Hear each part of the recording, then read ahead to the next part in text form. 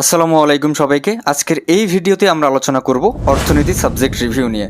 অর্থাৎ অর্থনীতি সাবজেক্টে পড়াশোনা করলে আপনার ক্যারিয়ার কেমন হতে পারে, এর সাবজেক্টে পড়াশোনা কমপ্লিট করলে ভবিষ্যতে আপনি কী কী ধরনের চাকরি বা সুবিধা পেতে পারেন।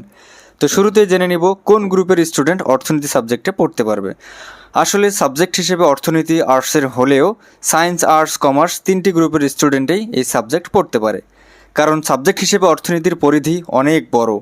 অর্থনীতির বিভিন্ন বিষয় বোঝাতে গণিত ও পরিসংখ্যানের ব্যাপক ব্যবহার রয়েছে। আর কমার্সের ফিনান্স, ব্যবসায় পরিচিতি, অ্যাকাউন্টিং, মানি ব্যাংকিং বিষয়গুলো তো আছেই। ফলে সব গ্রুপের স্টুডেন্টই অর্থনীতি সাবজেক্ট পড়তে পারে। ওকে, অর্থনীতি সাবজেক্ট কেন নেবেন? প্রথম বিষয় হচ্ছে এটি খুবই ইন্টারেস্টিং সাবজেক্ট। কারণ সাবজেক্ট হিসেবে অর্থনীতি নেওয়ার সবচেয়ে বড় কারণ হতে পারে ইন্টারেস্টিং ম্যাটার। কারণ অর্থনীতির প্রতিটি বিষয় বাস্তবতার সাথে খুবই রিলেটেড।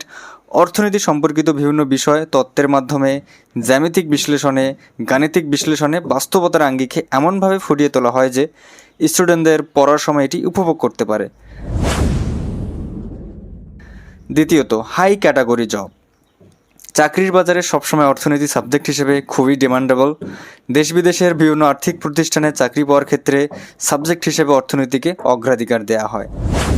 বিদেশে স্কলারশিপ।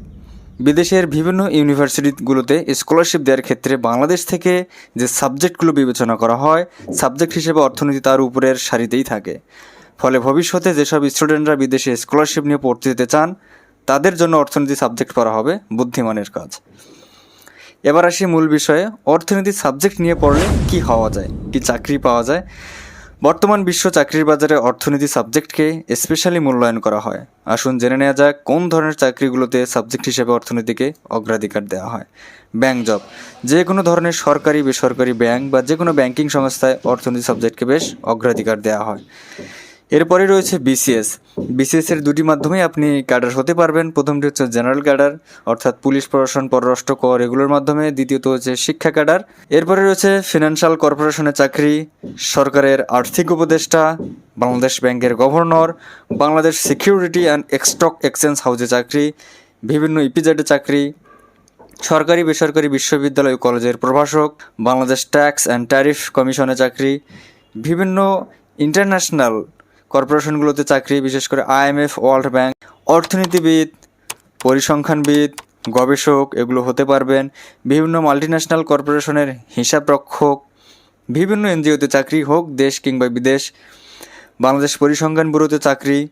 এছাড়াও বিসিএসের মাধ্যমে বাংলাদেশ প্রশাসনের বিভিন্ন স্তর, পুলিশ, অ্যাসিস্ট্যান্ট, জেলা প্রশাসক ইত্যাদি চাকরি করার সুযোগ রয়েছে। তো এই ছিল মূলত অর্থনীতির সাবজেক্ট রিভিউ। আশা করি সাবজেক্ট রিভিউটি আপনাদের খুবই ভালো লেগেছে। তবে দিন শেষে একটি কথা, অর্থনীতি সাবজেক্টে একটু পড়াশোনার চাপ রয়েছে, কাজে একটু রেগুলার পড়াশোনা করতে হবে। সবাই ভালো থাকবেন, সুস্থ থাকবেন। ভিডিও ভালো লাগলে একটি লাইক দিতে পারেন। ধন্যবাদ সবাইকে।